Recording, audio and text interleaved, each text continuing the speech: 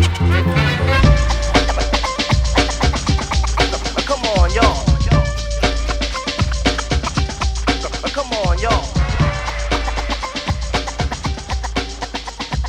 Come on, yo.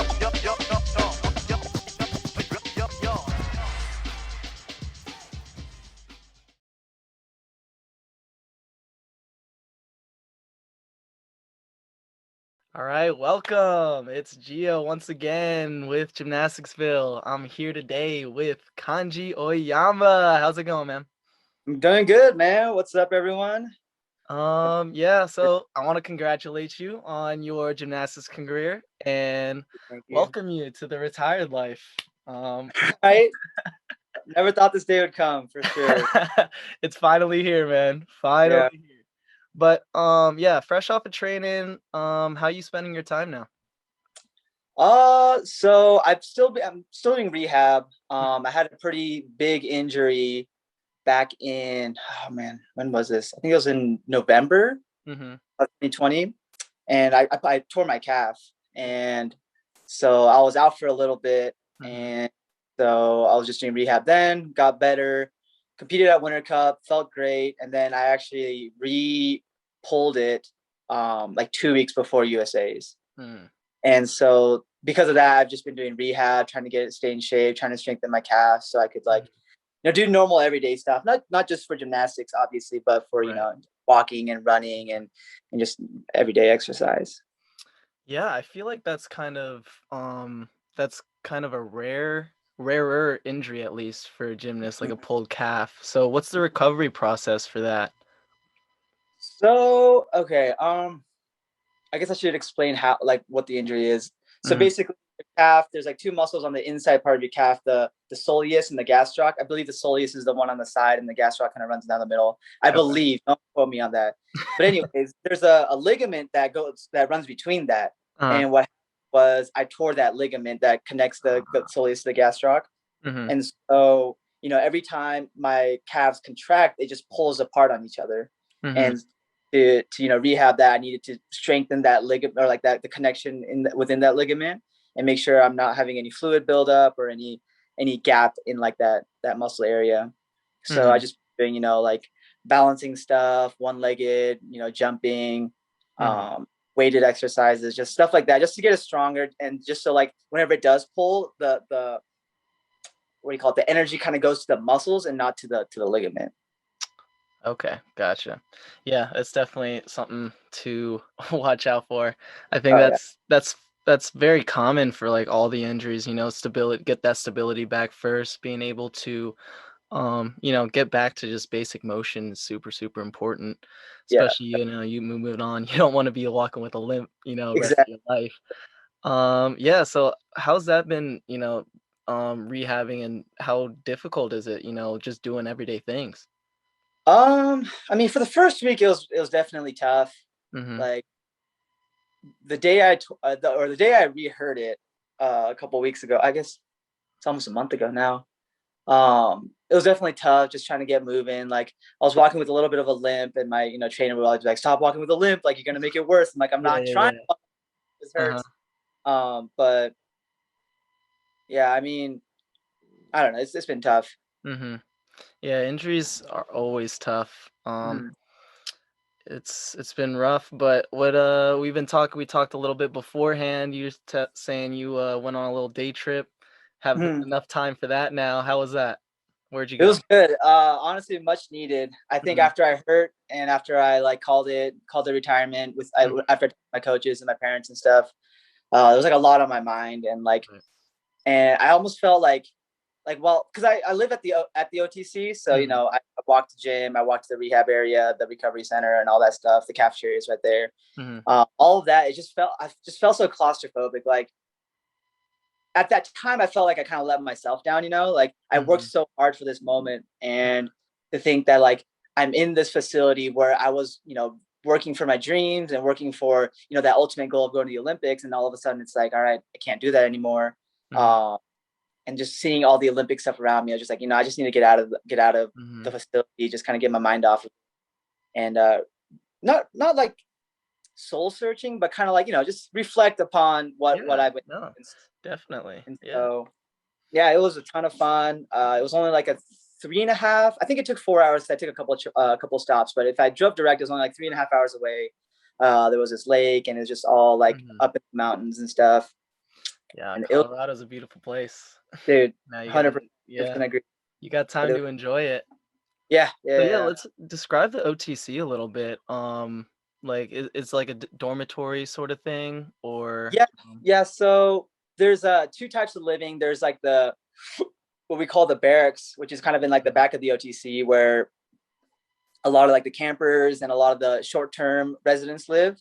And mhm, so it's like there's a community bathroom, and then just like a bed and a desk and like a mhm, sink in your room. And then you have like the long-term residents where, me and Adrian de Los Angeles were rooming together, but mhm. in each I don't know, suite, there's like a central like common area, and then it branches off into two Gotcha.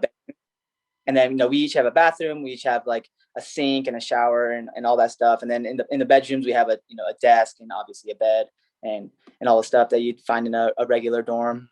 But yeah, that's pretty much the gist of living there. Okay. Yeah, I could definitely see how that can get, walls closing in, especially with a tough decision ahead of you. Mm-hmm. Definitely good to get outside of that Mm-hmm. environment and be able to reflect on everything. Mm-hmm. Um, and let's do a little bit of that, let's go back straight to the beginning. Let's reflect on your gymnastics career as a whole, starting from way, way back. So where are you from? And where did you do JO gymnastics? So I'm from Southern California, Huntington Beach.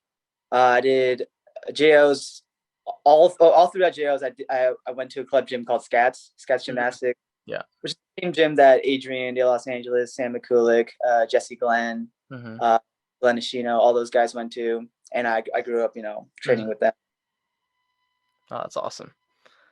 Um, yeah, that's great. That's a obviously a really, really big program, huge gym. Mhm. What was that like, seeing got big, names like that, like Sam McCulloch growing up? Yeah, what was that like? Uh, Honestly, it was like a lot of fun. Mhm. Because our coach was, really good at like pushing us and really capitalizing on how far we could go as JO gymnasts. And that varies for everyone. Like some people, the main goal is to uh compete in college, and then other people the main goal is to go to the Olympics or the national team and stuff. And he was really good at kind of like specifying how much you can maximize your area. So like if you're an individualist, you'd be like, all right, come on, let's just do rings or high bar. We'll get you really good. You can go Mhm. to college, like that kind of stuff. But I guess in my world, obviously I've always been an all arounder. I've always Mhm. chased after the Olympics and national team and stuff like that. So with a lot of us being on that similar road, it made it a lot easier to kind of understand like the goal in mind, understand um, how hard you needed to work and stuff like that. Mhm. Um, which is, I think, why we were, pretty successful in general, just because we were all on the same track. We all knew what we needed to do. It was almost like stepping stones. Like some of the older guys, placed these stones for us, and then we're just kind of Mhm. trying to follow their footsteps, trying to like, one up them or Mhm. stuff like that. Yeah, it's definitely helpful having that culture already set and being Mhm. able to see someone before you do the same thing that you're Mhm. trying to do.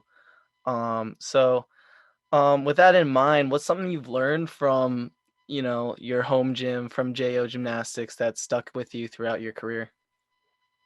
Oh man, that's a loaded question, dude. Um,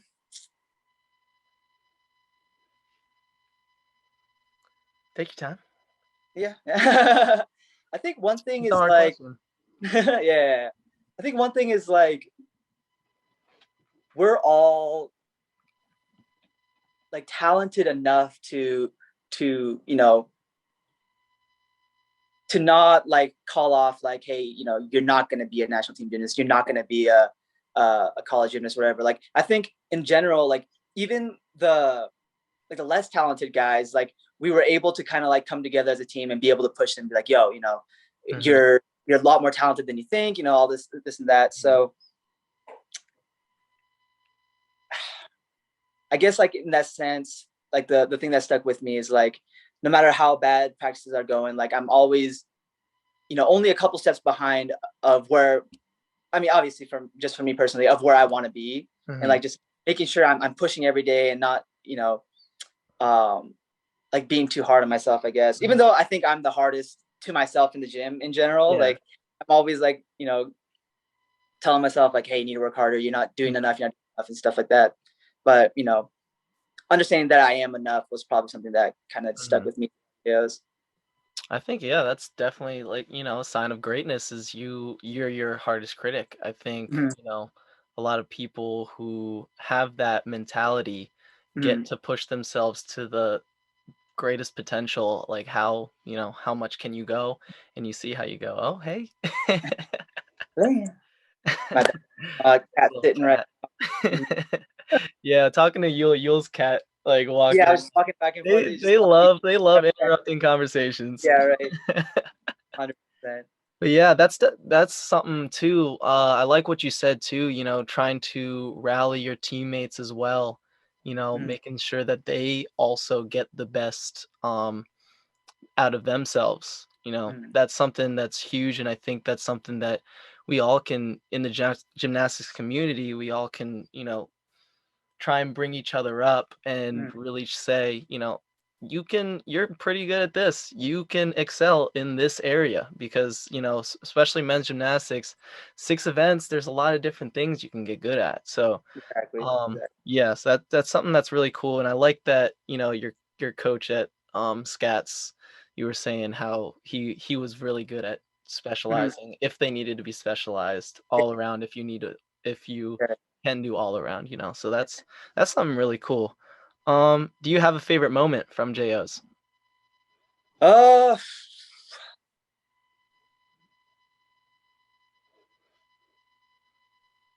I think my favorite moment was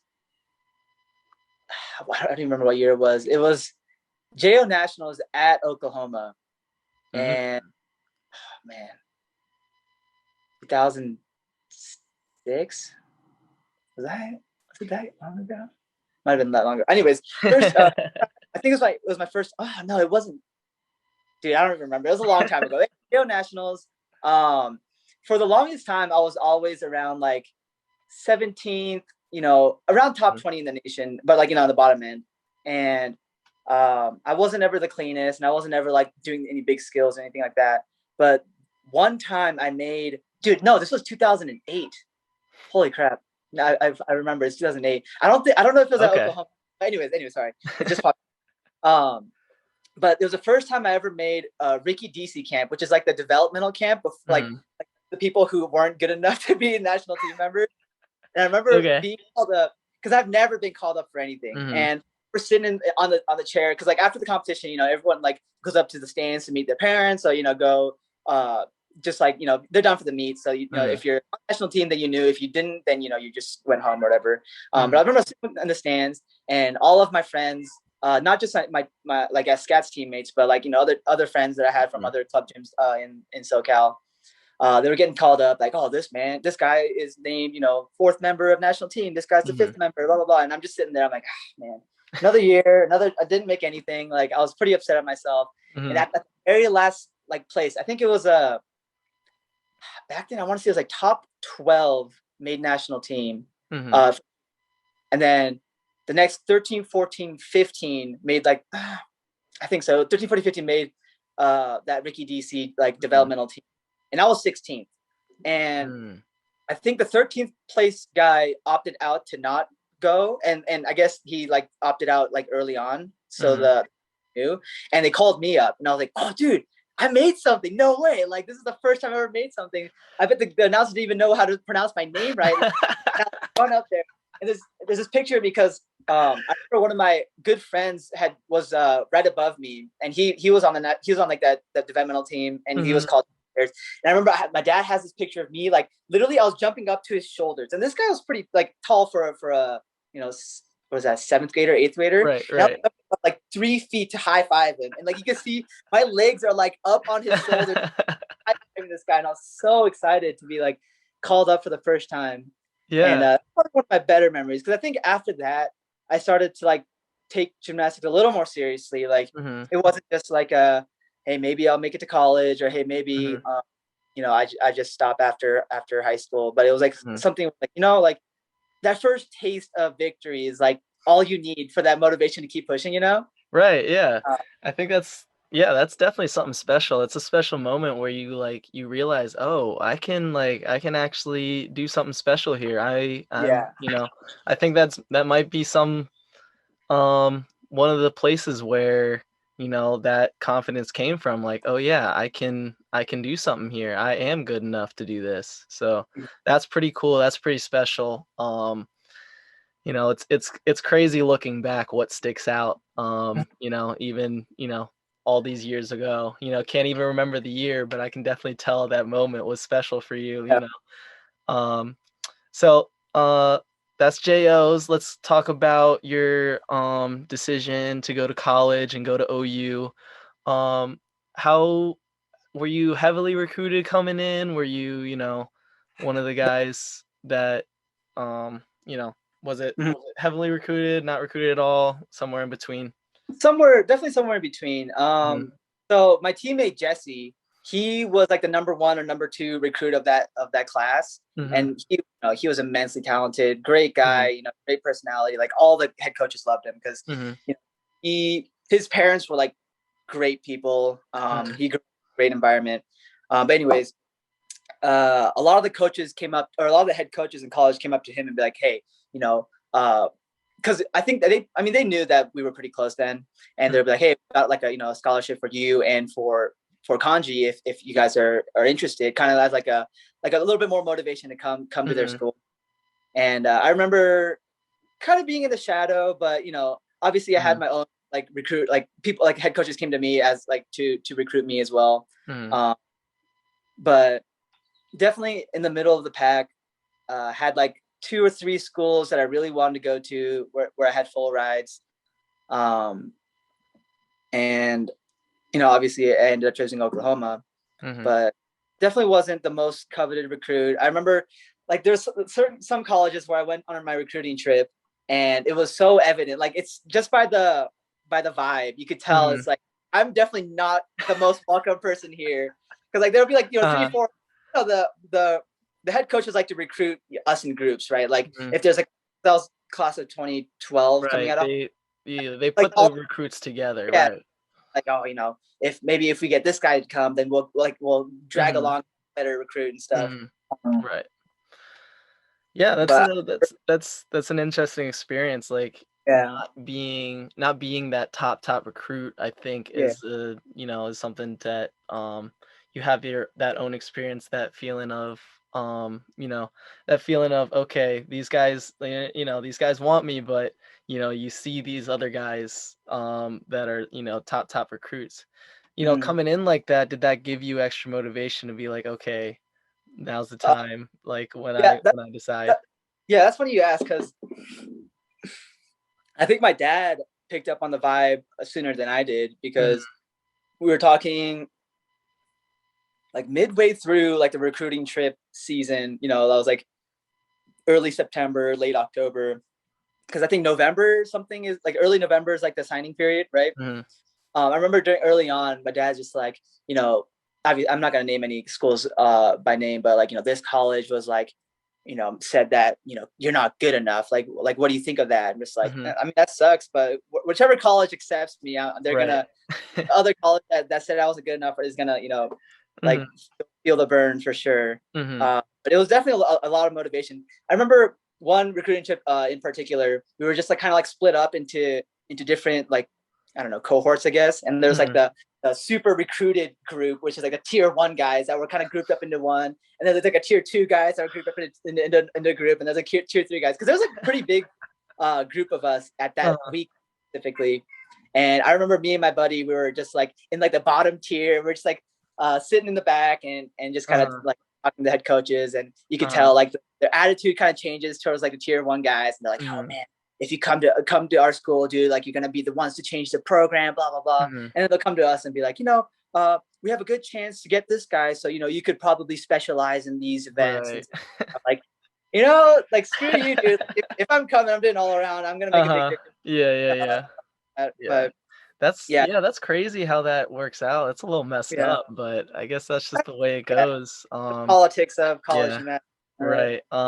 That's something that, like you said, yeah, give you extra motivation. So, what was what made you decide to go to OU? So man, that like all these memories are just coming to me now, like and super vivid. Mhm, I was locked down to two colleges at the very end of my like my recruiting period, and mhm, and almost Oklahoma, obviously. And I was thinking about it for a while, and I think the weekend before the signing period was my recruiting trip to Oklahoma. So I was like the last person to go there. I don't think mhm, any other recruit was with me. I'm pretty sure I was the only one that weekend in Oklahoma. And I remember going there, and like this was the first time I knew almost everyone on team. Like, cause like Jacoby mhm. Rubin, I grew up with Right. him. Um, Dylan Akers, he was like a huge name, and I've always seen him at JOs. Mhm, And I hung out with him a couple of times. William Clement was from Region One. Alec Robin, I knew him mhm, for forever. And I just knew a bunch of the guys there. I'm like, this is. I don't think I've felt this in any other recruiting trip that I've been to, mhm, where I like know the guys and I grew up with the guys. I'm just like, this is probably going to be like a pretty chill place to be if I mhm, know everyone, as opposed to if I go to like a school where I don't know anyone and I'm just like, all right, like how do I get along with them? Like what mhm. kind of hobbies do they like? All this stuff. And like I think that's just like a little added pressure from like a kid who's 17, 18 years old, like trying to make friends coming out of high Mhm. school. Right. Um, so and like when I went on the recruiting trip, everyone, I felt like if I went there, I would be like a positive impact on the team, or Mhm, I at least I hoped. mhm, Um, and just being there, it felt like I actually belong here. Like I mhm. feel pretty comfortable being here, and I think that's one of the biggest things. Yeah. I definitely think that's important, when Mm. I think that's, one of the big parts of that recruiting process is being able to, vibe with the team and be like, yeah, I can see myself here. So Mm. that's super, super cool. That you were able to do that. Shout out to all those guys, still in Yeah. contact with them. It's pretty great. They're super, super cool guys. Awesome to hear, Mm. that they they recruited you and got you to go to OU. And Yeah. Yeah. obviously it was awesome. You definitely excelled there. What year was your freshman year? 2013, Okay, 2012, 2013. Mhm. freshman. So what was your freshman year like? What was 2013 like? It was rough, dude. 2013 was really rough. Mhm, I had a pretty bad time just the whole year. I couldn't figure out school. I couldn't figure out practices. And mhm, like Oklahoma, like I feel like out of all the schools, the practice times are pretty intense. Like mhm, it just, Mark has like a pretty strict regiment, I guess, of like mhm, practice. And I had a really tough time getting used to that. mhm. Um, showing up late to practices, not figuring out like class schedules and stuff like that. Like it was tough. And Yeah, they take that serious over there. I know yeah, that for a fact. it have so many championships. It's like I went in there, oh, Show man, up a minute late, you got extra strength going on. all those days. Oh, But man. yeah, it was. I mean, obviously, I had like great memories freshman Mhm, year. It's funny because like I said earlier that I knew a lot of the guys uh, going in during my recruiting trip, but I actually became close to a lot of. I think I became more close to a lot of the guys that I didn't know, like mhm, Serge Esnick, Michael Reed, like those two guys. Great guys. I've never mhm. heard of them, and they're great friends to me now. Like I always keep Yep, contact with them. So I mean, yeah, teammates definitely helped me get through mhm, that freshman year for sure. definitely. Yeah, I think that's something special about, college gymnastics for sure, is that team Mm-hmm. aspect, and you definitely Mm-hmm. have that, bond between, your teammates and getting you through those hard times. I think that's definitely something different from that JO experience where you're not really, yes, you have your teammates, but it's not on that same level because Yeah, yeah. you're living with them. You're constantly with them. You're doing morning practice. You're doing afternoon practice. Usually 9 times out of 10, you're in the same classes with them as well. So like you don't have that. You're in the same school. You're doing that same practice. So that's definitely something to look at. So let's talk about those first 2 years because I definitely think that's something a little different from your last 2 years. Mhm. Because you guys, what was your freshman year like in NCAA's? What did you guys place We then? we were runner up. That was Okay, you at Penn, guys. Mm-hmm. 2013 plays Penn State. Yeah, we got second right after Michigan, Mm-hmm. and I mean that Michigan team was stacked, and Yeah. we That's were when just Sam was there, right? Sam was yeah, still Sam was competing. there. That huge sophomore class with like Stacey Irvin, Adrian, Mm-hmm. Hunter, Hub Humphrey, like that class was huge. And I Mm-hmm. remember being in the competition. I'm like, dude, these guys are insane. Like we need to step it up. Right. And getting second was, it sucked, but like I was like, I think Mark was pretty happy. We were all pretty surprised because that year Jake retired, and he was kind of like the key Mm-hmm. part of the team of him doing all around. And he didn't retire. Sorry, he opted out of high or college gymnastics to Right. go. Mm-hmm. Yeah. And it was a big shock for a lot of us because we were not relying on him, but we were expecting Well, him to come yeah, back. Our it's a training huge was hit kind of when like, you yeah, when you yeah, don't have Jake Dalton on your team. yeah, yeah. Yeah. So yeah, getting second was pretty big, and I mean it was like I think it was like a 4 point difference, and like back Mhm. then that was like pretty close, Mhm. and yeah, so Mhm. sucks that we got second, but like it was like a good like learning slash like jumping off point or like starting point for next Mhm. season. Okay, so going into that next year, your sophomore year, uh, how was that sophomore year like? Was that easier than freshman year, harder? Um Uh, it was definitely. I started to get used to like how to figure out school and figure out Mhm. practices and stuff. So it was definitely a little better than freshman year for sure. A Mhm. lot better actually, like a lot better than freshman year. But it was still a lot of hard things. Mhm. Balancing practice and school was still really tough. That's Um, something that's rough, man. Like, yeah, especially, you're in the gym 20, 25 hours a week at least. yeah, yeah, And then you got that workload of school. Trying to be that student athlete is a huge, huge balance that'll take, a full year to yeah, figure out that balance and really try and get that going. yeah. Um, Especially because like I feel like uh scheduling class times was like the biggest thing because mhm, you have like I'm pretty sure at OU we had like that Monday, Wednesday, Friday class, which was usually about like 45 minutes long, and there's like a mhm, Tuesday, Thursday class, which is like an hour and 30 because mhm. it's I'm Right.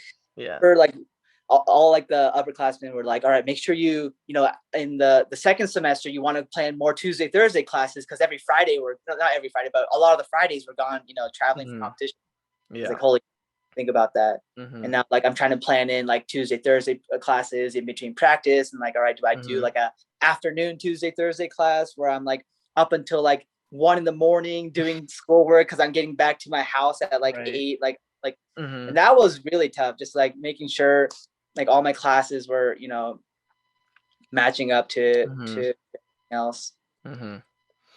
Yeah, I think that's an underappreciated part of being a student athlete is like you see all these guys doing amazing things, not just gymnastics, but all sports. Mm, They're in the same boat and they got to get their classes together. They got to get their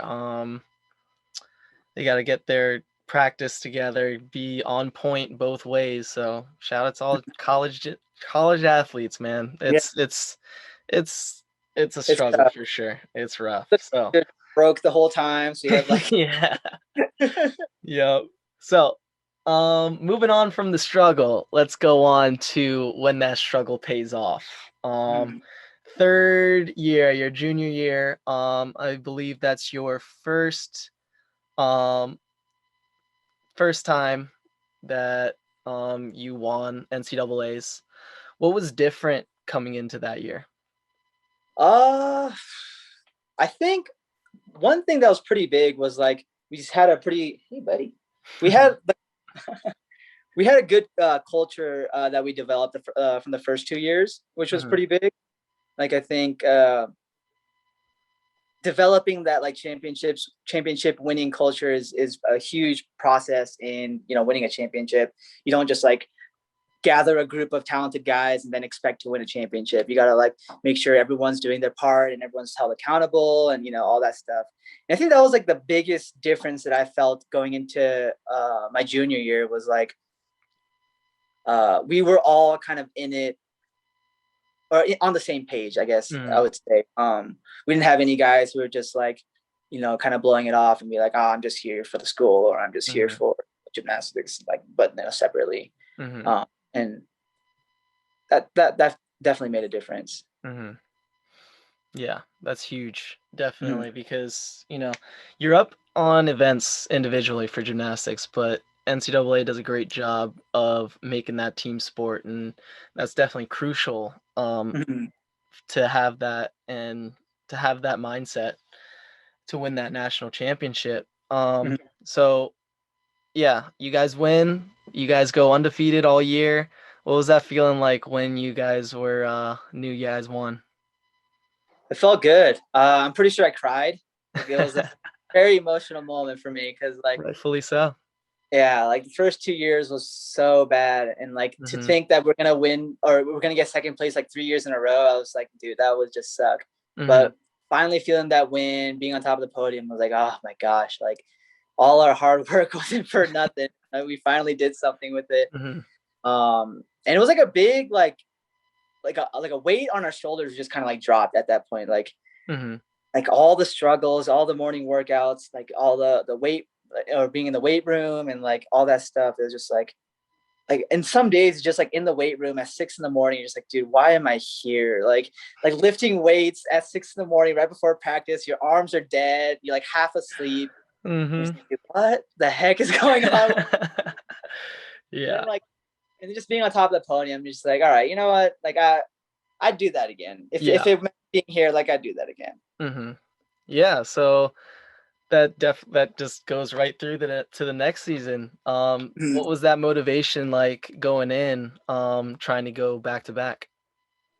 I mean, the bulk of that team were the juniors and seniors, which made it really cool because like we were all really close. All the juniors and seniors were really close. Obviously, we were close to the freshmen and sophomore, but like I think when we had that one loss, because I don't think the sophomores had lost yet, and the freshmen Mhm. definitely haven't lost yet. Mhm. And I think the juniors and seniors are the only ones that have lost once, Right. or not once, but has lost at Mhm. NCAA at NCAA's, and that kind of kept us close together, like understanding that you know we've been at the bottom, we've been at the top, like we know what needs to be done, Mhm. and I don't know, it was a lot more chill environment, a lot like Mhm. less stressful. Like we knew the formula and all we had to do was apply it, sort of thing. Mhm. And the year before, it seemed like we were just maxing out on everything just to make sure we're not like missing any steps. And then Mhm. this time, the second time around, it was like we like almost condensed it and made it more efficient, made it better. Like we were in the gym and we were getting stuff done and we were out, as opposed to being in the gym and being like, oh shoot, do I need to do this more? Or like, oh man, I'm actually lacking here. Mhm. Like, do I catch up? Like, we didn't have that kind of like sense of doubt. Like, we were just like, let's Mhm. go here, let's get our work done, let's do everything we can, and then like once NCAA comes out or once NCAA comes around, like we know exactly what we need to do. Mhm. That's really cool, yeah, winning Mm. 1 definitely gave you that confidence to win that Yeah. second one, so, Yeah. yeah, since that 2nd place, loss, um, your sophomore year, you never lost again in your college career. Nope. It's Went pretty undefeated, hey, leaving. way to go out on top, man. Yeah. It's pretty awesome, and Yeah. so, um yeah, so and OU definitely went on a run went on that streak of 121 wins in a row. What's that like being a part of that, but also, after your college career, seeing these guys continue that streak all the way through to 120 wins? It was pretty cool. I mean, obviously I was here just kind of watching on social media and like Mhm, whatever people were out. But it was nice knowing that we like created a culture of winning and they mhm, were able to kind of keep it going. I feel like in like a lot of instances, in all sports, like after you win one or two championships, or if you go on a winning streak, it seems like they kind of like people get or athletes get a little complacent and they're just like, oh man, like we're winners. Like there's no way we'll mhm, lose. All of a sudden they mhm, hit this road bump. They're like, oh shoot, like we're losing a lot now. What's going on? mhm. Because they don't have that foundation of like that winning culture. And I'm glad that we were able to kind of create that foundation, be able to give them that formula, and they were able to use it and keep winning. Yeah, definitely. I think, yeah, I like what you said too about going back to back and you being a older guy, knowing what it felt like to lose, knowing it's possible to lose, Mhm, and having that mindset after that, first place win, knowing it's still possible to lose and being mhm, able to go through and still say, "Oh, this is possible. This is what we need to do in order mhm. to repeat." I think, me coming in, Um, I was a freshman your sophomore or no, your junior year. Was it? Um, Was yeah, it? We were yeah. only working out together for 2 years. Yeah, I was looking at it, I was like, "Dang, really?" Like, Yeah, it felt yeah, like it's a lot pretty longer. Like I crazy. feel like we were together for a while. Yeah, I thought you were only a year older than me, but yeah. it was 2 years, and so, yeah, your junior year was my first year here, and Mhm, I think, at OU. mhm, And I think that was something that I definitely heard from the older guys, for mhm, sure is, they had that mindset of, "Oh, it's definitely possible that we can lose." Like, we kept mhm. reminding them, like, "We know what to do, but we can still lose, and we need to make sure that we do our jobs." And, Yeah. I think that's something that, when you know the formula, it's all about just executing that formula and being able to, play it out play it out Mhm, well. definitely. So yeah, looking through your college career, how did you grow as a gymnast and a person from your freshman to senior year in college? Oh man, big difference. Mhm. I think freshman me was like super naive, just kind of like obviously I love working out, but I hated being in school. Like I just wanted to be like I just wanted to work out. I just Yeah, yeah. I didn't care about school, but Mm, like I think as years went on, like I was getting a lot better at like balancing school and gym and understanding that school is very important. And mhm. I think by senior year, I don't think I was not late once to practice. I wasn't late once to school. Like I was like pretty under control by my senior year. But I just wish I Nice. knew what I knew in senior year, like back in freshman year, right? Like if I if Yeah. if I time travel as senior year me, like give me one of these and get your stuff together, Hey, I man. Like, mean, that's what the upperclassmen are for, right? yeah, exactly. It's essentially you 4 years before, 4 years later. Yep, yep. Yeah, we talked about something you learned from JOs. What's something you Mhm. learned from college that stuck with you? Um,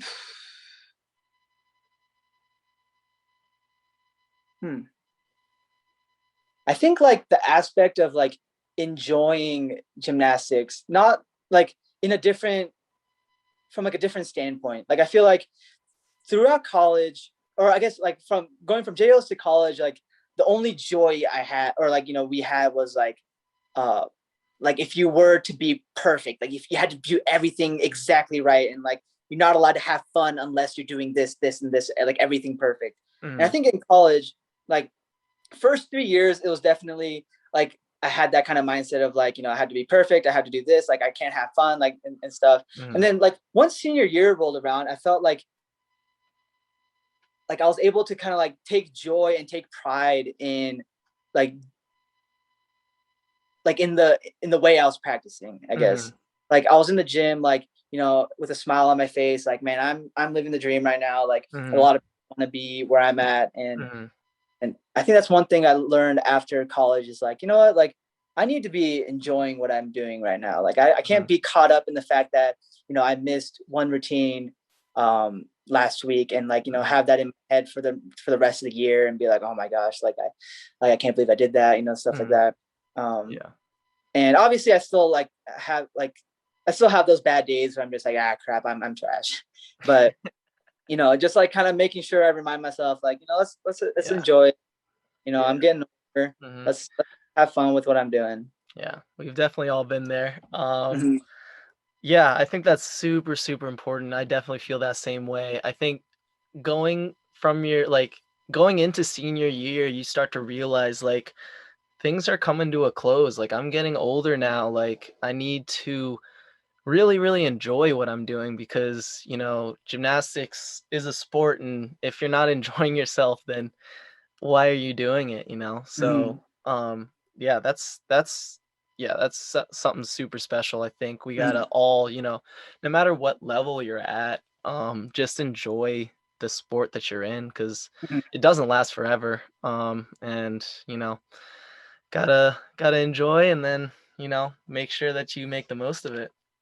And I definitely think you have, Kanji. Because after that senior year, you made it to national team, right? Yep. First Yeah, time how was making. that when being selected? Oh, it was sick. I remember this pretty vividly too, because it's also another like big moment in my Give you gymnastics career. another, super high five? Yeah.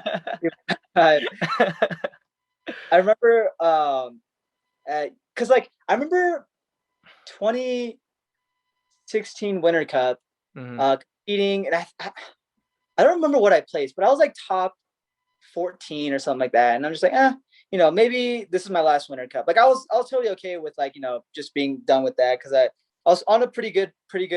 I was at a pretty good place with winning a championships and then like mhm, us being in the middle of the season and doing really well. I'm like, like this, I feel pretty good about it. Like I feel like mhm, if I were to call it now, like I'd be okay with it.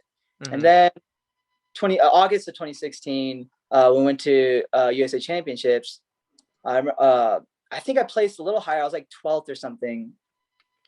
And I was in my room. It was like a couple of us in our room, and we are just kind of chatting and like talking about the meet and stuff. And I got a call mhm. from Mark, and I like pick up the phone. And I was like, hey Mark, like what's up? And he's like, oh well, I just want to let you know, like you made national team. And I was like, holy crap! Like this like feeling that I had like in that hotel room, just like, wait, what? Like, come again? Like, are you serious? Mhm. And just yeah, you made national team. You go into Olympic trials in a couple months. I was like, Olympic trials, like for real? Like, 6 months ago, I was talking about being done. Like, this Right, wasn't part of the yeah. plan.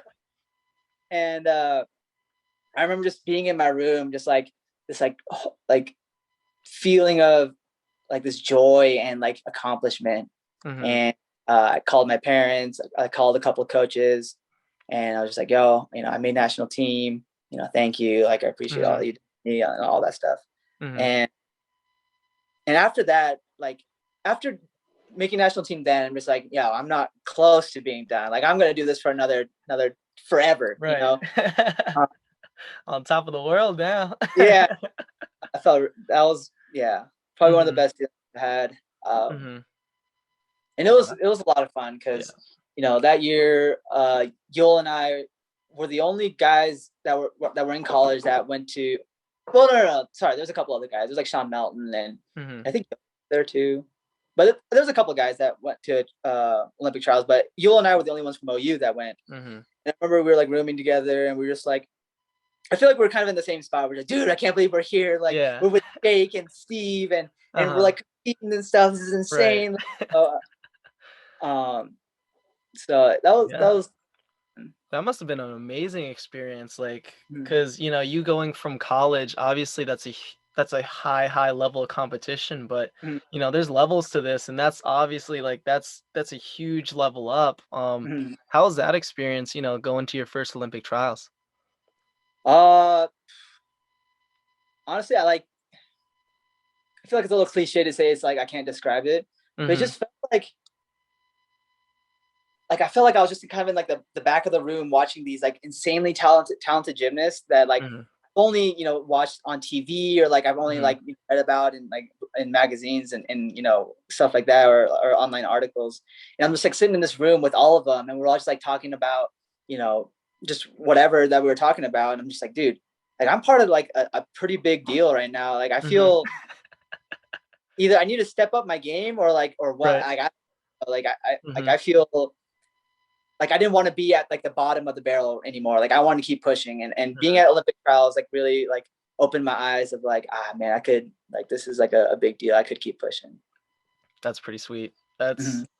That's super special. I Mm-hmm. think being on that level, just competing with those guys is Mm-hmm. incredible. So let's talk about 2018 Pan American Games in Peru. You Mm-hmm. guys got first place team. Who was there with you? How was that competition? Yeah, Yeah, talk about that with your international, competing internationally for the Team USA. yeah, that was a really fun meet. It was extra fun because Taki was there, Mhm. and Taki, I competed internationally 3 times, Mhm. 3 4 times, and Mhm. Taki was there two of those times. And I remember like at those times, like Taki and I got like super close, and I Mhm. was talking about everything, like whether it's related to gym or not. I remember at one of the international competitions, Taki and I were talking about like uh like Madden or something like that. Oh, maybe Mhm. it was basketball. I think we are talking about 2K or something. I don't Uh-huh. know. It was just random. I remember like talking to him, like, dude, like I don't feel like this is like a coach, Right. athlete relationship. This is like a like, Mhm. dude, he's like a close friend of mine. Like I could talk to him about Right. anything. Yeah. But anyways, Taki's super cool guy. Shout out to yeah, super Taki cool. always. Yeah, Um, that's super special. yeah. But Yeah. with Pan American game or championships that year, it was like me, Genki, Cameron, and then we had Riley Luce, Mhm. Spencer, dang, I forgot his last name. Spencer Goodell, Yeah. one more He's on guy. OU now, right? What's up? Yeah, yeah, He's that's on true. OU Yeah, now, yeah. yep. Shout out to Spencer. Doing good things too. True. But anyways, that was a real fun meet. I got to room with Mhm. Genki. He's a super chill guy. Like we were Yankees always awesome. he's my Gotta get Japanese. him on the show. Yeah. But I remember competing there. It was definitely a different vibe than a lot of the other international meets I've been to. Because it wasn't on podium, and it felt like it didn't feel as big as it was, because it was a Mhm. Pan American Championship, so it was pretty Yeah, it's a big. pretty big deal.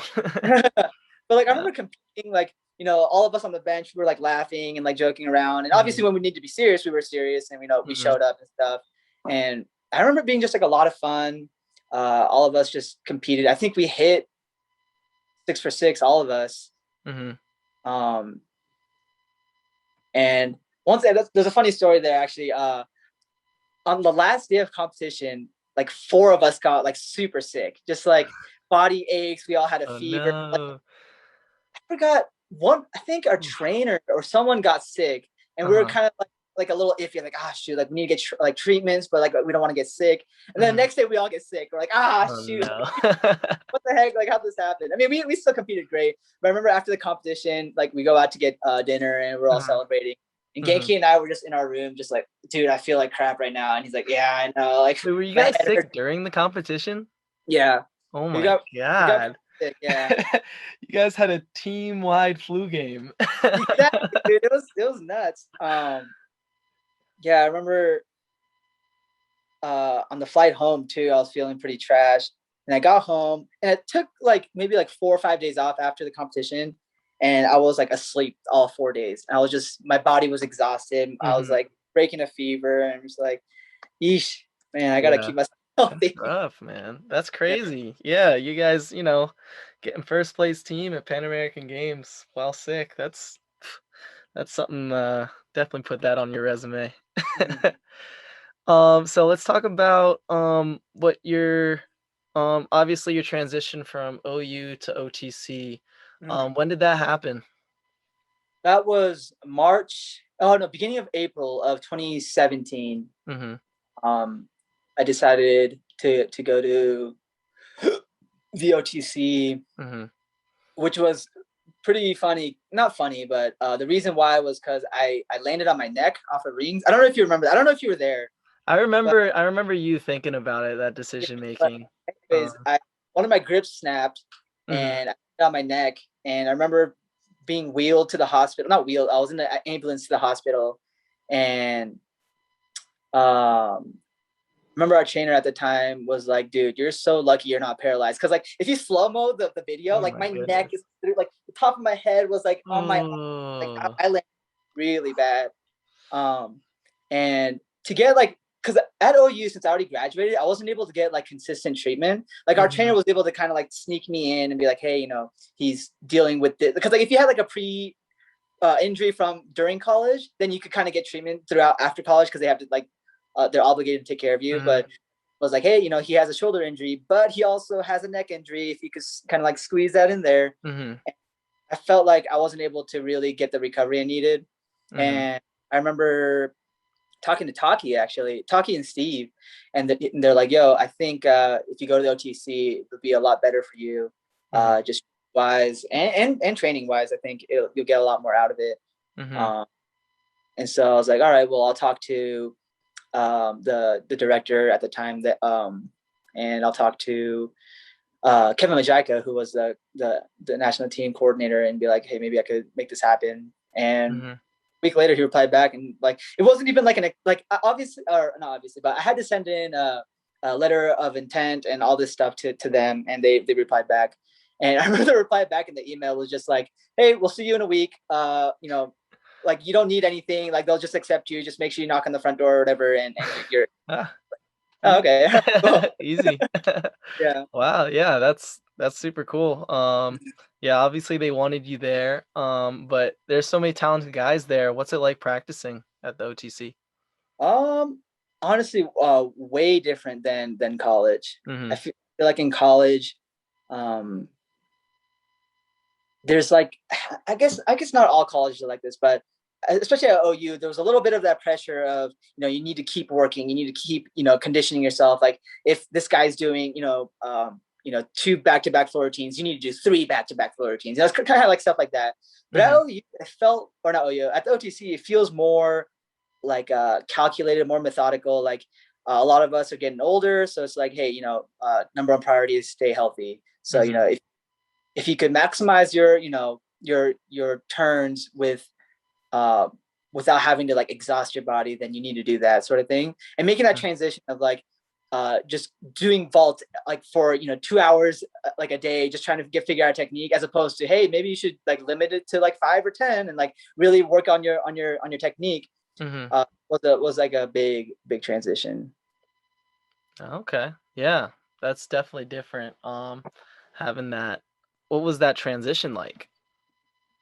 uh I mean, it was smooth. I had a lot of fun with it. I mean, I knew all the guys that were there Mhm, when I first came in, because it was like Donnell, Eddie, Brooks was there for like that mhm. 6 months. I was there. I guess not even 6 months. It was like 4 months. Mhm, Uh, before he moved to that head coaching position. mhm. And, Adrian de Los Angeles, who's a guy that I grew up with Nice. in the gym. Mhm, Sam Kulik, Jonathan Bailey. Um, so I mean, we were like a close knit group of guys, and it made the transition a lot easier. mhm, They definitely kind of accepted or welcomed me with open arms. Just mhm. help me with how practices go and stuff. Nice. Uh, let's let's describe, like a day to day at the OTC. So, obviously OU, you're doing two-a-days, things like that. You got a tight knit schedule because the guys need to do classes, things like that. What's it like doing day to day at OTC? Uh, so do you want me to just like talk through a schedule of a Sure. day, or Yeah. so usually, or not usually, we would practice at 9:30. So this is a little weird because we changed schedules like a dozen times since I've been there. Mm, But like we more recently, like within the past 2 years, we've been trying to implement lift a lot, like strength and conditioning a lot mhm, more, uh, like structured in our schedule. And like the first year and a half, it was kind of like an option, like an additive, like, hey, if you want to get lift, then you need to schedule yourself, and you need to come in not during practice times and stuff like that. But within the past 2 years, it's been like a really big part of our practices just for injury prevention. It's not just to get stronger, but also capital or like really strengthening our weak spots. Like as gymnasts, our lower body is garbage, right? Like we do no lower body; it's all upper body, all ring strength. And a lot of us were feeling that because we had always had like ankle injuries, knee injuries, lower back, and stuff like that. So more recently, we've been doing like a 9:30 practice, and usually the morning practices are a little bit lighter, just kind of do rehab, stretch. If you want to do an event, you can do an event. If not, you do what you need to do to get ready for the day. And then we have practice at 1:30, and that was like the bulk of our practices. So if we're in routine shape, then we'll do our 1-on-3s or 1-on-6 at that time. If we're not in routine shape, then we'll do halves or new skills or stuff like that. And then afterwards at 4 is when we had our strength and conditioning. And strength and conditioning was like towards the end was really structured. We had like 3-4 week blocks where it was like, let's do like a loaded kind of gradual loading for those 3-4 weeks, and then we'll have like a light week, and we'll do like a load down, and then again 3-4 weeks of loading. Because like if you do the same exercise over and over and over, you gotta build it up. You don't actually get stronger. So Right. they're the strength and conditioning team that we have there is really, really on top of their game. And I felt like my lower body injury, obviously up until my calf, felt really good because all throughout college I had bad knee stuff, bad ankle stuff, lower back was really bad, and I felt like hold up. Getting low battery, let me plug in. But I felt like, I apologize.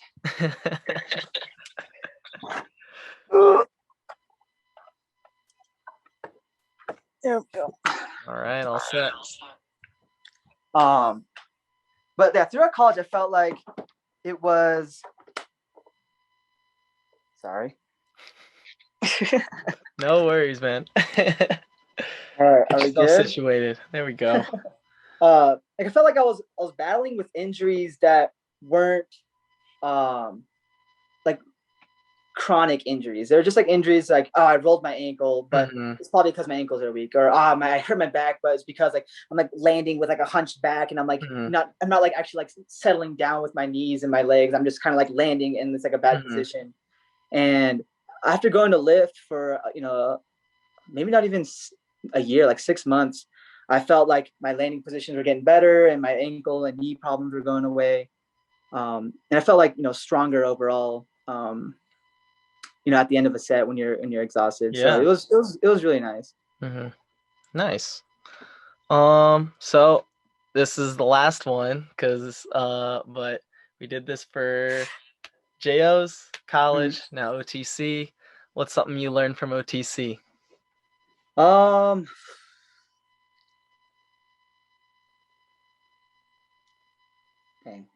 feel like I learned the most at the OTC in terms of like gymnastics.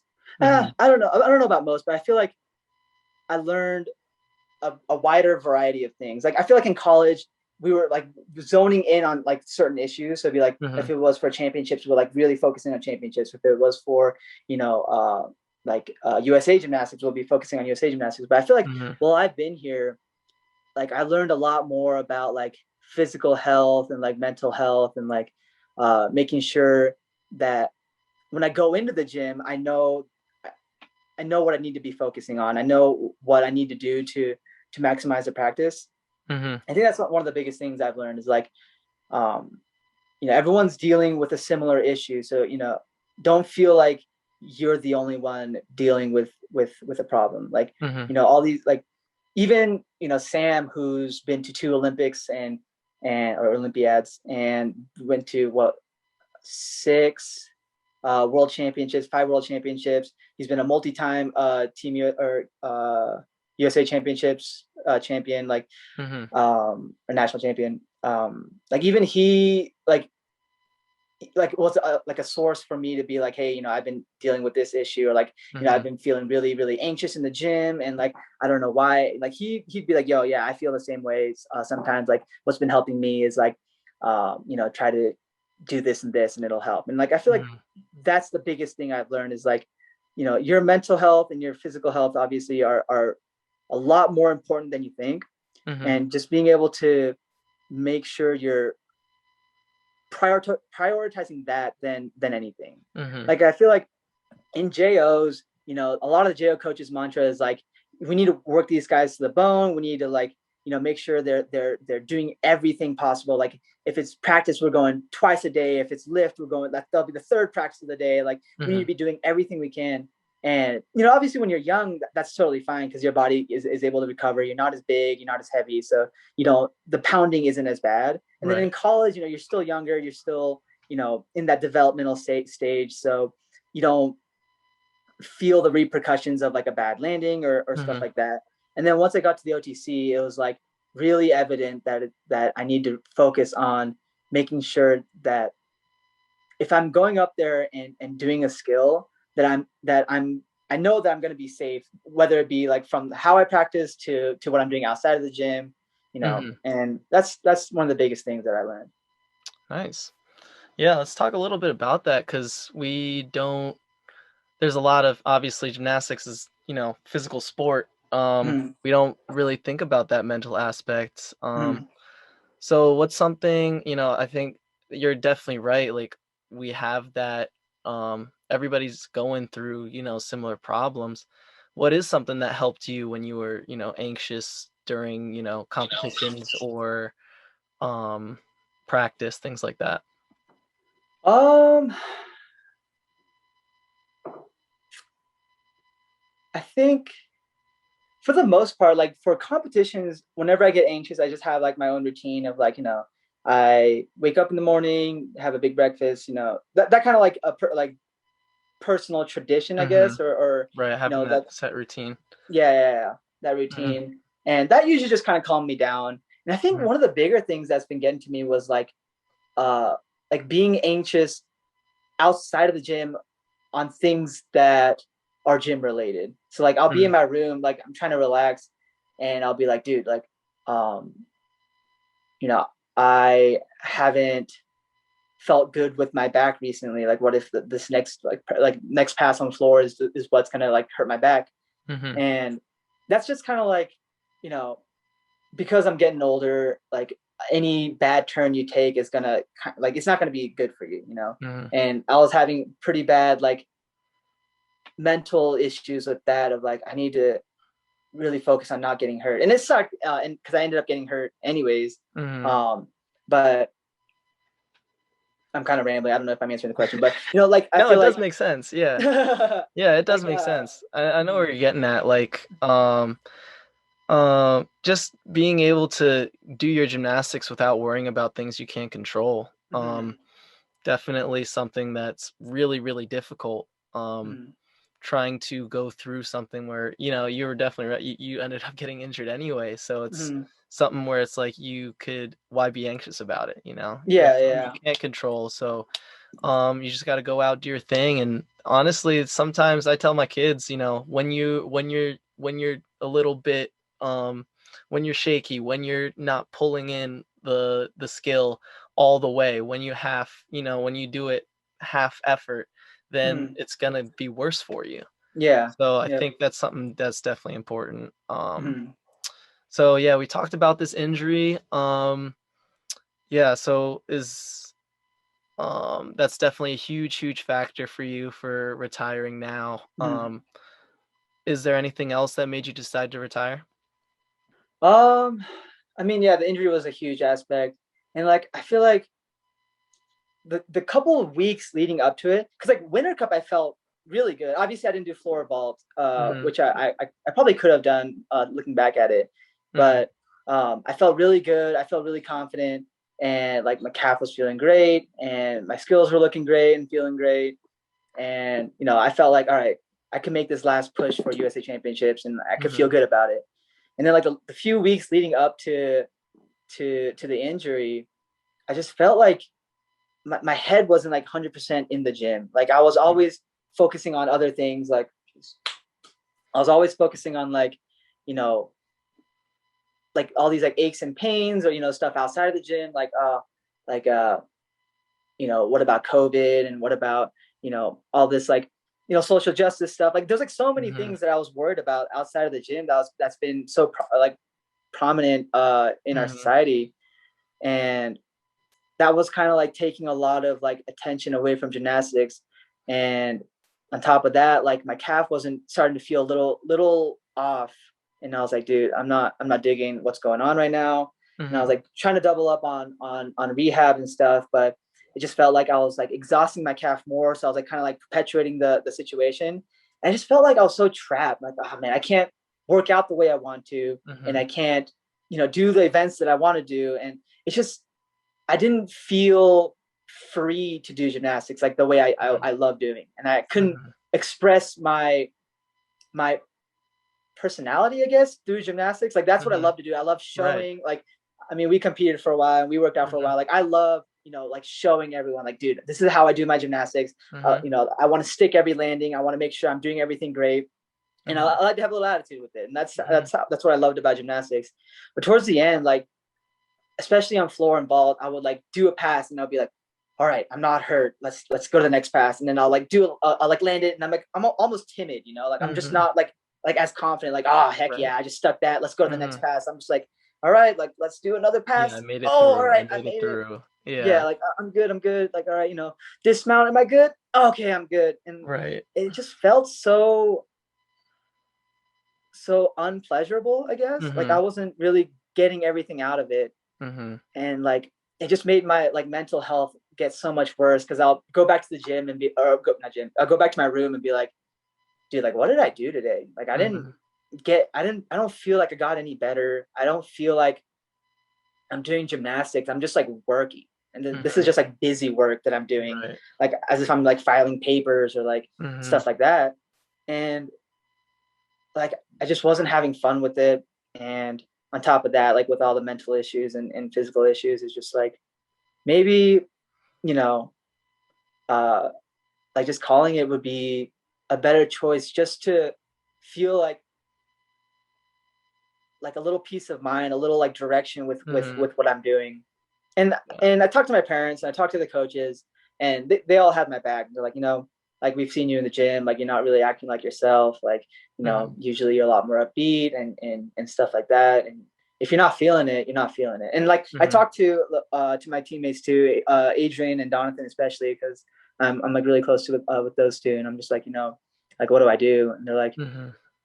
you know, if you're not in it, you're not in it. Like Mhm. even if you finish out the quad and you push for the USA championships and you end up falling and you end up not having a good meet, like that will probably be more devastating than Mhm. if you were, you know, to just be like peace of mind, call it now Mhm. and stuff.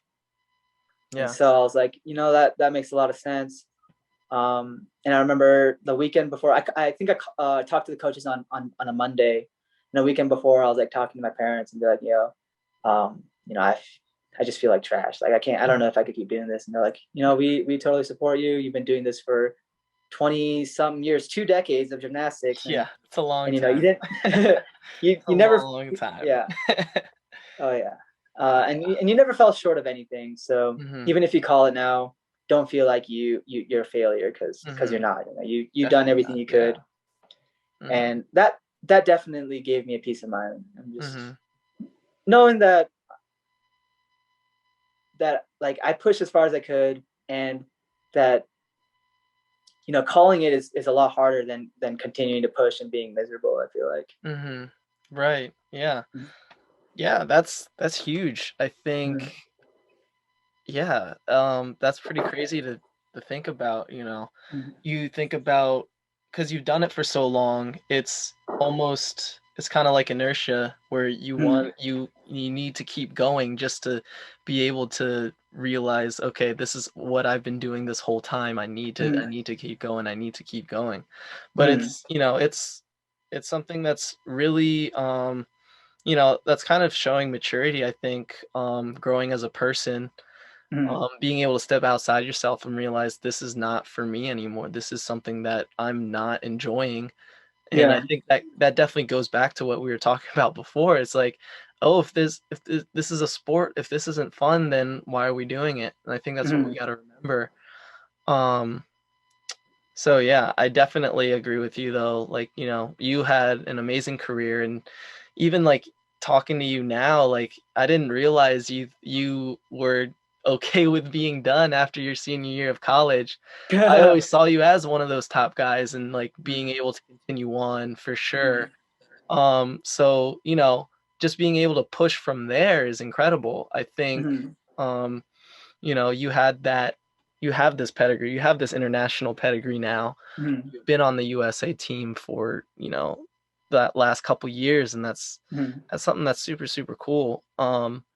So looking at your gymnastics career as a whole, what's something that you're gonna take with you, throughout the rest of Mhm. your life? Um, that's a good question. I think, just enjoying what I'm doing at the moment is probably one of the big things that I'll take. Mm, Because like with gymnastics, and I'm sure with any sport, you're always thinking ahead, which is a good thing. You always want to mhm, schedule things. You always want to think ahead. But because of that, we're never like really in the moment. Like mhm, in college, you always focus on NCAAs. You always focus on whether it be the next meet or NCAAs or like the whole year as a whole. And like that mhm, whole year just kind of comes and goes. And mhm, obviously you feel accomplished. You competed. You did everything you could. But it's like you're always looking ahead. Okay, what's next? What do I got to do next? I got to plan for the next year. I got to plan for the next 2 years. And mhm, I'm never like living like today. Like mhm. man, I like today. Well, right now I'm babysitting my teammate's cat, but Yeah, we like I saw. woke up. Yeah, I We mean, saw it. yeah, I saw it. But I'm like just being in here now. I feel like it's been nice just like having time for myself and not always having my mind occupied with like, all right, this week I got to do 1 on 6 on this day, and I got to do 2 on 3 on this day, and then I got a Mhm, recovery appointment on this day, and it's just like not only is it exhausting, but it just like takes away from like the day to day stuff that you could be enjoying, that I could be enjoying, mhm, and like I was able to read a book and just chill out and not be so like anxious mhm, and stuff, and mhm, that's one thing that I'll definitely take away is like wherever I am, whether it's like at a job or whether it's in school, like I want to enjoy every day individually and not have to always be focused on what's coming up next, what's mhm. the next big thing, like. Yeah, yeah, for sure. I think that's definitely something, in the culture now. Mhm. You have to build something. Um, you have to always be goal oriented, and Yeah. the day by day is sacrificed when you have that. And Mhm. a lot of the times that's a good thing. Being able to do something bigger than yourself, be able to strive for your dreams, be able to go. But Mhm. always, always, always, you got to take it day by day. There's no Mhm. other way of doing it. And if Yeah, you're yeah, not enjoying the day by day, then that's something you got to take into account for sure. yeah. And Um, like yeah, yeah, sorry, you're Go saying. ahead, go ahead. No, and like because of that, I feel like I created a lot of like bad habits of like goal chasing or scheduling. Like if one day I'm not doing anything, I feel like I'm a failure because I'm not doing Mhm, anything that day. Like so for Sundays, I just feel like just trash because I'm not doing anything that day. Because we don't have practice, we don't have anything to do. So like feel like if I sleep in like 30 minutes later than normal, I'm like, oh man, I just wasted the whole day. Or if I like, oh, I need to be yeah, going like on a run, or I need to be doing this, I need to be doing right. that. Like I need to keep myself active. And like I feel like in that sense, I'm just like always like putting myself in a position to fail. And I Mhm, think that's like a bad habit that I created where I need to always be succeeding or else I'm failing. Like mhm. I never gave myself like that day of just like, yo, you gotta chill. Don't think about anything. And it's hard to not think Those are about important. like nothing, right? It's like almost Right, impossible. Like I'm always right. thinking about something, Yeah. and that's Those like a days are important. Like, yeah. I've definitely realized that too, like, um, going out, like, just after gymnastics, not having that and just saying, "It's okay to not do anything Mhm. for a day. You know, your Mhm. body needs that. Your mind needs that. Mhm. And sometimes that's okay. You know, Mhm. obviously, if you're spending months on end doing nothing, that's not okay. Yeah, no, that then you're just like, all right, Yeah, you got to be doing but you know, like something. having those mental days of being like, okay, I'm gonna take this time, be able to relax and not worry about give and not worry about it and not put pressure on yourself. I mean, Mhm. I feel like that's part of the recipe for success because your Mhm. body, your mind needs that for Mhm. sure. Yeah, yeah. Yeah. So now gymnastics is over. What's next for you, Kanji? So, the week after I called my retirement. So there's a little bit off track or off topic, but Hmm. my coach came up to me and he's like, "Yo, we have an option for you to petition if you feeling up for it." Hmm. And like my first thing that came into my mind is like, "Heck yeah, let's do it!" Like I'm down to petition because that's like Hmm. the first thing that comes into your mind if you have another option. Right. And so like we sent in a petition, but I like after saying yes, I thought about it for a day, talked to the coaches the next day. I'm just like, hey, I know I said yes, but I think this is still going to be like a day-to-day thing. If my calf gets healthy, obviously I'll go for it. If my body's healthy, if my mind is healthy, I'll definitely go for it. But Hmm. right now I'm not committing to anything. Right now I got to focus on being healthy. Hmm. So, you know, if my petition gets accepted and I'm feeling good about it, I'm definitely going to go to trials. If obviously my petition doesn't get accepted, then I'm totally okay with it. Hmm. Um, but I mean, the next thing I've been looking at schools, trying to get back to school.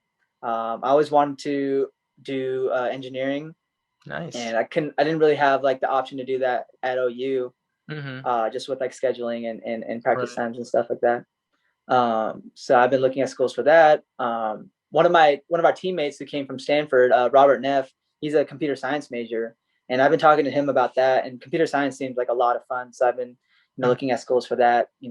So I think the next thing is study for the GRE or study for some entrance exam, and and go from there. Wow. Yeah, back to school. Yeah. That's a huge step. I mean, talking to you about your struggles with school, that's Mm, that's a step in another direction for sure for you. mm, yeah. Yeah. Yeah, I mean, that's another, you know, being able to step outside of gymnastics and do something that Mm, you're interested in. I think that's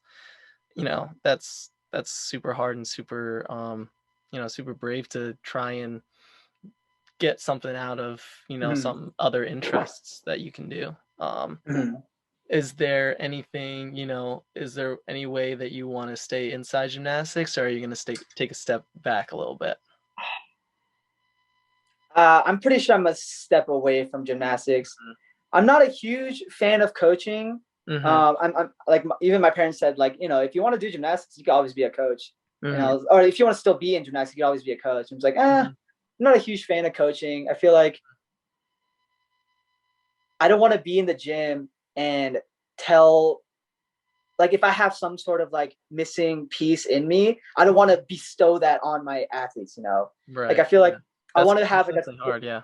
yeah, if I'm gonna be like a teacher, I want to have like a clear mind and understand that you know these athletes have their own lives, their own stuff, and like I'll probably have a difficult time separating that, and like I'll Mhm. kind of like bestow my like legacy to Right. them and be like, if you're not succeeding in this part, then you're not good enough. Like I don't want to be that kind of coach, Yeah. and so Yeah. I don't think I'll be a coach unless some like super perfect situation opens up where like like a great coaching position is available and like I'm on like the hiring list. Then maybe I'll think about it. But besides that, Right. I don't think coaching is really that fit for Yeah. me. That's definitely, yeah, it's because I coach, so that's Mm, definitely something I have to remind myself too. mm, Being in that position now, like as a mm, coach, I have to remind myself, yeah, these kids doing their own thing, they have other things outside of the gym, mm. and we have to, take everything into account with their lives and also Yeah, with their gymnastics. yeah, So yeah. it's definitely not for everybody. And Mm, um yeah, I think, yeah, it's good to know if you want to or not. I think mm, yeah. that's Because good. like I've done back when Sam was doing like the Makula clinic Mhm. with his brand. And I was coaching with that. Like, I feel like I just got like too intense with the coaching, and I'm like, why am I getting intense? These kids are here for like a couple days. They're here to Uh-huh. have fun, and Yeah. I'm just like, no, come on, guys! Like, you need to get your head into it. Like, not like yelling at them, but like, Right. being more intense than the level that I should have been. And Mhm. like, I always remember like taking a step back, and like the event coordinator will talk to us, Jordan Garrison. He's a great friend of mine, great guy. Mhm. Um, and we'll all be talking together and be like, like, good job, guys, way to work. These kids loved it. Mhm. And I remember talking to Jordan and be like, yo, dude, I was way too intense with those kids, man. I need to, if you see me being that intense, you just gotta tell me to chill. And then he'd be like, no, no, dude, these kids, like, they love the intensity. They love Uh-huh. being with you guys. So Yeah. like, if I you mean, bring the intensity, yeah, what's that's up? sometimes what they need. Yeah, yeah, no, that's Yeah. exactly what he said. Like, maybe like that's probably what they need. And I'm just like, Mhm. yeah, but like, I want to sit back and tell them like, hey, like, let's try it this thing, as opposed Mhm. to, hey, you need to work basics for the next hour, and then you could try that new thing. And it's like, Right. like, they're not here for that. If Yeah. they want to chuck a new skill, let them chuck a new skill. Mhm. It's that kind of thing. Mhm. Yeah, it's hard to get that balance for sure because Hmm. this is, talking, coaching techniques. Definitely. I think Yeah. that's yeah. It's definitely hard and definitely a balancing act for Mhm. as a coach. Yeah. But yeah, this has been awesome, Kanji. I think that's Mhm. all the questions I have for you today. Awesome. Awesome. Yeah, I appreciate you taking the time. Yeah, man. Appreciate you hitting me up, dude. Oh It's been a yeah, this while. is this has been fun. I Yeah. definitely this is something I enjoy doing, so it's been Yeah. good to Awesome. catch Awesome. up with you. And I'm sure we could do this again, or we'll Yeah. we'll we'll see each other in the future. So, I um, sure hope so, dude. I miss you, man. It's been too long, dude, for hey, if sure. you're ever on the East Coast, let me know. That's That so would far from me, though.